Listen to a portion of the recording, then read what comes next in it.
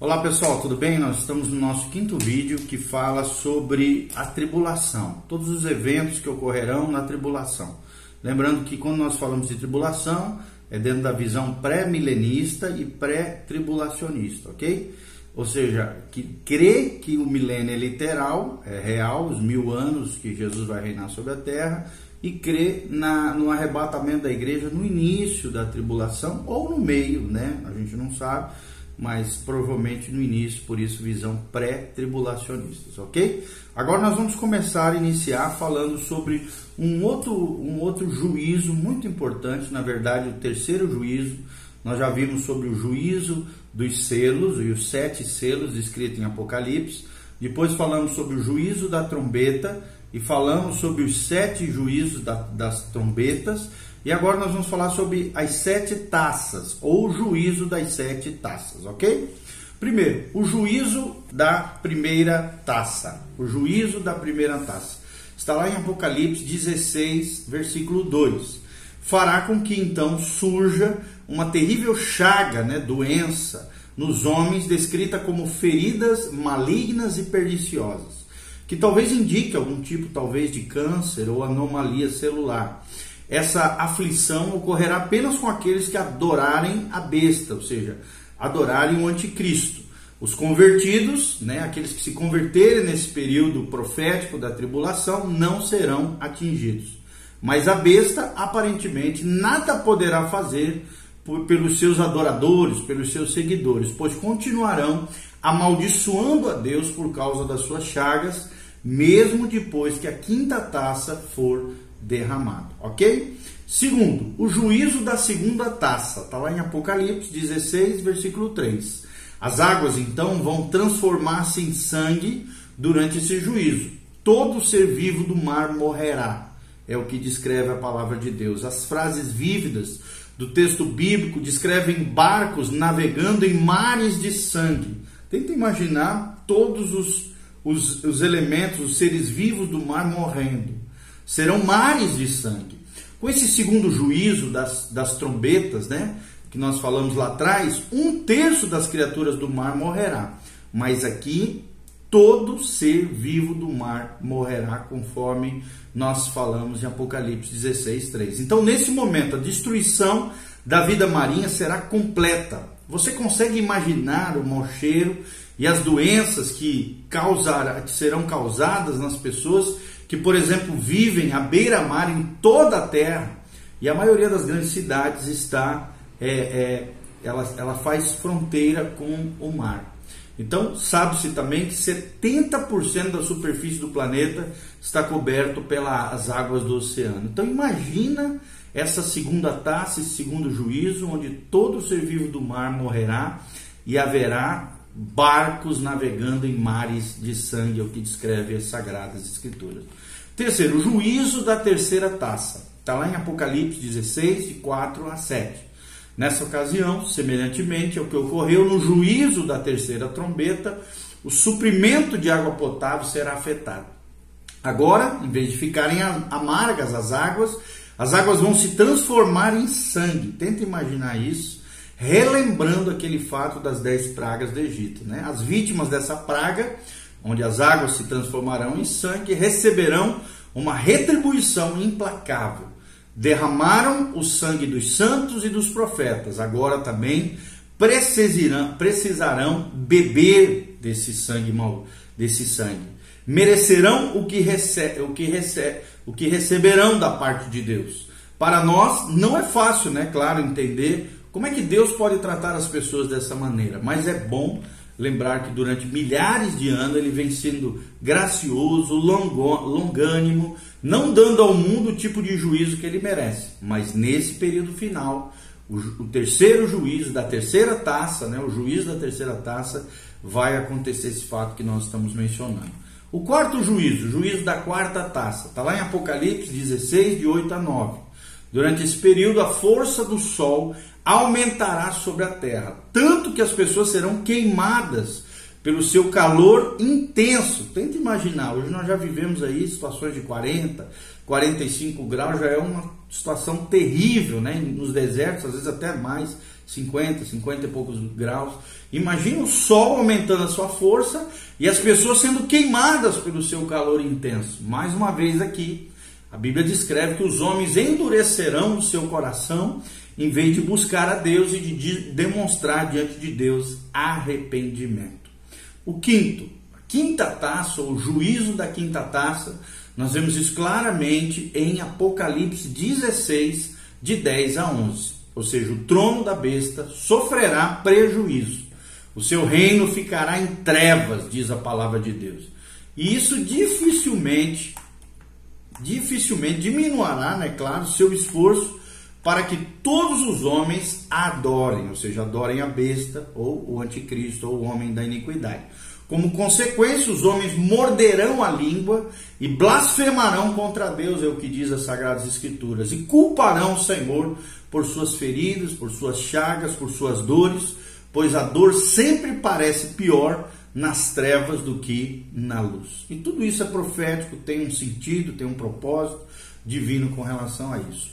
A sexta taça, ou o juízo da sexta taça, está lá em Apocalipse 16, de 12 a 16. O rio Eufrates secará, e ele havia se transformado em sangue anteriormente, lembrando, nas taças anteriores, né? E isso facilitará a travessia dos exércitos dos reis do Oriente, que vêm lá do Oriente, conforme Daniel 11:44, que ocorrerão para participar então da grande guerra profética chamada Guerra do Armagedon. E o sétimo juízo, o juízo da sétima taça, está em Apocalipse 16, de 17 a 21, que é a destruição e a desordem que tomarão conta do mundo, e com isso se ouvirá o brado: feito está, consumado está. Muitos distúrbios físicos virão em seguida. Um terremoto dividirá Jerusalém ao meio e fará com que outras cidades ao redor do mundo também caiam. Ilhas, montes desaparecerão e será testemunhada uma tempestade como nunca se viu na história da humanidade, com pedras de granizo pesando cerca de 35 quilos cada. Tenta imaginar essa cena, e apesar da severidade e da universalidade desses últimos juízos descritos no livro de Apocalipse, os que sobreviverem continuarão blasfemando contra Deus em vez de buscá-lo, clamando por misericórdia e em arrependimento.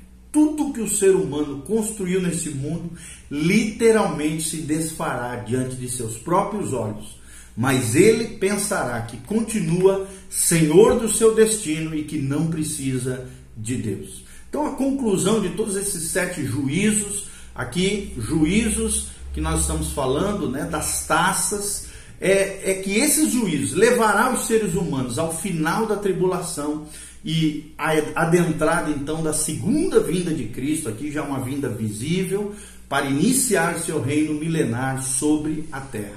Então falta apenas uma parte para que essa figura esteja completa, que é a batalha do Armagedon. Nós vamos mencionar agora. Então vamos recapitular um pouquinho, né? Antes da metade da tribulação, o governante do Ocidente, o anticristo, chamado também de homem da iniquidade, manterá seu acordo com Israel, invadirá e conquistará o Egito, o norte ali da África, e nesse momento os exércitos russos vindos do norte também tentarão de alguma maneira invadir e conquistar a Palestina, ou seja, Israel, o Estado moderno de Israel. Quando tudo parecer perdido para o anticristo e para Israel, Deus vai intervir de maneira sobrenatural, destruindo os exércitos da Rússia que vem do norte, e isso dará ao homem da iniquidade, o anticristo, uma oportunidade para romper a sua aliança com Israel, a fim de se assentar para ser adorado e para tentar conquistar o mundo como um todo, né? Contudo, enquanto ele prossegue seu plano maligno, satânico, as nações do Oriente se unirão e tentarão pará-lo. Para tanto, marcharão para o oeste, entrando na Palestina, e aí haverá, que é o que nós falamos, o juízo da sexta taça, que secará o rio Eufrates, acelerando a entrada na terra prometida, e durante esse intervalo o anticristo terá se estabelecido firmemente na Palestina como governante religioso e político daquela terra. O campo de batalha no qual os exércitos do Ocidente e do Oriente se encontrarão será a planície de Esdraelon, na região ao redor do Monte Megido. Por isso essa batalha é chamada de Armageddon ou Armagedon. Em hebraico, Har é monte ou montanha e Magedon é Megido. Essa planície está localizada a 30 quilômetros ao sul-sudeste de Haifa, da cidade israelense de Haifa. Hoje o tamanho desse vale é de aproximadamente 30 quilômetros por 20 quilômetros.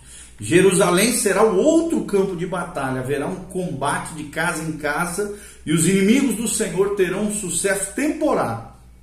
Mas Jesus Cristo enviará uma praga e depois ficará sobre o Monte das Oliveiras para destruir todas as nações que vierem contra Jerusalém, como diz Zacarias 12, versículo 9, Zacarias 14, versículo 12 e Zacarias 14, versículo 4. Então, na segunda vinda de Cristo, outra área de conflito estará centrada em Bosra, ou seja, na região de Edom, localizada a cerca de 30 quilômetros ao sudeste da extremidade sul do Mar Morto.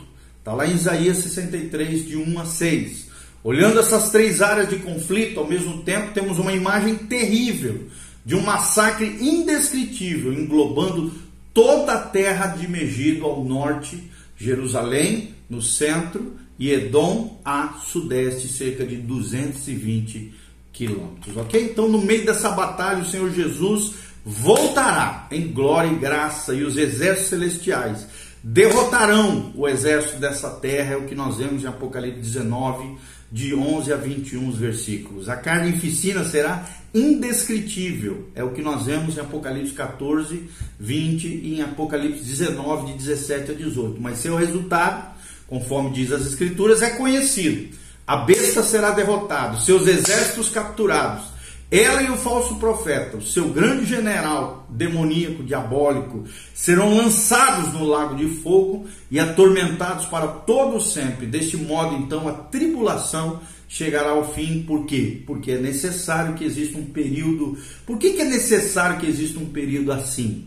Existem pelo menos dois motivos. Primeiro, por causa da maldade humana, e essa maldade deve ser punida. Segundo, Deus parece não estar fazendo nada, né? Às vezes, a respeito do mal que agora está ocorrendo no mundo, mas algum dia ele vai agirá, e esse dia são esses dias proféticos contidos na palavra de Deus. O segundo motivo é que o homem deve, de uma maneira ou de outra, prostrar-se diante do Rei dos Reis, do Senhor dos Senhores, e poderá agir voluntariamente agora, reconhecendo Jesus através da sua fé e recebendo a salvação, ou então posteriormente precisará fazer isso obtendo apenas a condenação eterna, os juízos e a punição a todos os pecadores e impenitentes. Então fique atento, consagre-se ao Senhor, se santifique, busque a Deus, seja cheio do Espírito Santo, conserte a tua vida diante do Senhor. Maranata, vem, Senhor Jesus.